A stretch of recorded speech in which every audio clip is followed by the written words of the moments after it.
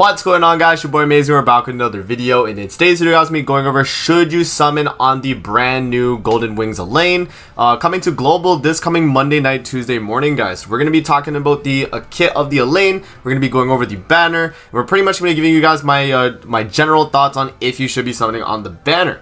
So let's hop in and let's actually look at the rates. We'll look at the pity and all that, and we'll kind of explain that first, and then we'll talk about the character kit and all that. So if you guys enjoy the video, definitely make sure to like and subscribe. So let's hop into the actual banner itself. We have the brand new Elaine at a 0.5% rate up out of the total 3%. So that's a 1 in 6% chance. Or 1 in 6 to actually pull the SSR. We do also have the level 90 6-star awakening, the New Year Elizabeth too. So she's going to be on the banner as well. Bellion, Zaratros, Camilla, Red Jericho, Green Arthur, Denzel, Awakened in the red one, Blue Ela, and then Blue Captain Meliodas. So not a great banner off the rip, guys. I will say it's definitely a pretty bad banner. And then in terms of the actual like pity and the way it works, you do have a 300 mileage where you do have a 16.6% chance at the Elaine. And then the Elizabeth, if you actually get her at that mileage, will only be level 1 SSR. She won't actually be the level 90 the way she is when you pull her normally. So yeah, if you pull her on the banner, you do get her like this. If you get her on the mileage, then you kind of get scammed. So hopefully you don't get her there. And then yeah, at the 600 pity, you are guaranteed the Elaine. So that's pretty much that for the banner.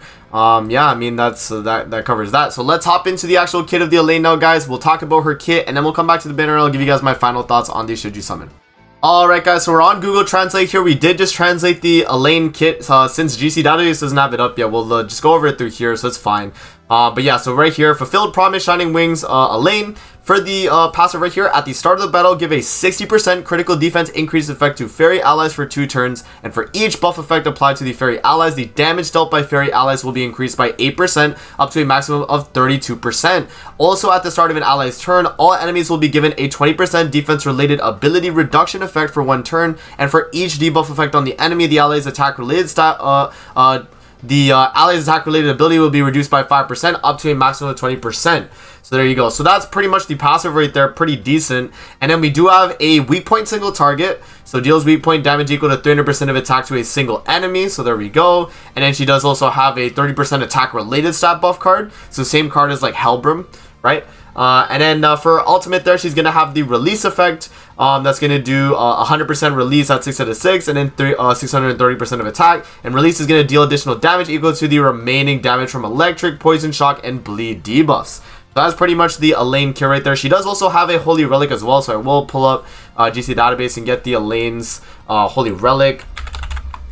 So yeah, so for a Holy Relic, it's not going to actually affect the character itself since the new Elaine doesn't have any shock related abilities.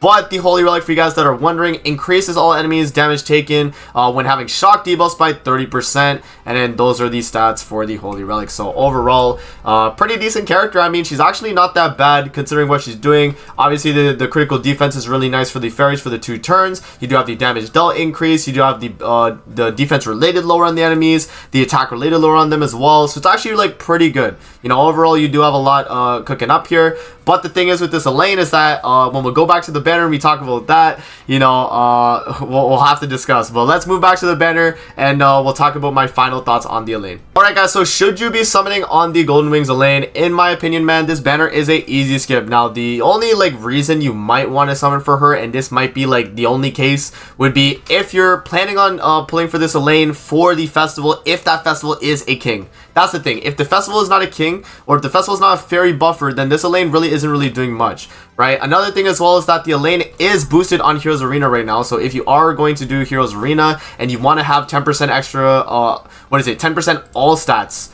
as well. Yeah, you get a 10% all stats increase when using her, then you definitely could use her. And she's there for the entire event. So you do have her for the first 12 days, she will be 10% all stats. And then, I mean, the entire event, she's going to be all stats as well.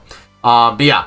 So pretty much the Elaine is boosted on that. So if you do care for Heroes Arena, then she's probably going to help out for that. But honestly, is she needed though? Definitely not. You can clear Heroes Arena without. And my free-to-play account actually was able to do the 12 coin strat. So I was able to clear. I don't think it shows it here, but maybe it'll show on my thing here. Yeah, so I don't think it shows it actually. But yeah, I cleared for 120 coins. So I did 7 or more teams on champion. So that was doable without the Elaine on my free-to-play account. So yeah, I don't think you necessarily need her. And because it's only 10% all stats now, this time, it's not that important as well. So yeah, for that, not too great. And then overall in PvP, the Elaine's decent, but we don't have too much fairy teams that are going to work really well with her right now. So at the moment, I would say this Elaine is definitely a easy skip, considering her banner is really bad too. Like the only thing you could really get that's good would be the New Year's Liz. If you don't have her, then that's probably the best thing you could get out the banner other than the new Elaine herself. And then yeah, the rest of the filler here is not that great. I mean, all these characters are just super old and they're just not usable anymore, man. I mean, maybe this Melly or maybe Green Arthur for stuff, but they are both SSR ticket units. Well, at least this Melly is not SSR ticket, but Arthur definitely is, and then the rest of these characters pretty much are too. So yeah, overall the banner is not too great, and then Elaine herself, she's just okay. So in conclusion, easy skip, guys. For you guys wills, obviously summon on the banner. You know, it's a given. If you're a will, you're going to be summoning regardless. But yeah, that's pretty much my thoughts on the should you summon, guys. The AOT banner is still here, by the way. Completely forgot about that. So that is another thing. But yeah, no, it's not that important though, considering you know, the Elaine is going to be available for the 2 weeks before the festival, and then you just skip her, summon on the festival, and that's probably going to be the setup. So that's pretty much what I'll say though, guys. So that's pretty much it for the video. I hope you guys enjoyed. Don't forget to like, comment, subscribe as always. If you guys want to see more videos like this, definitely let me know in the comment section below, and I'm gonna see you guys in the next video. Peace out and have a great rest of your day.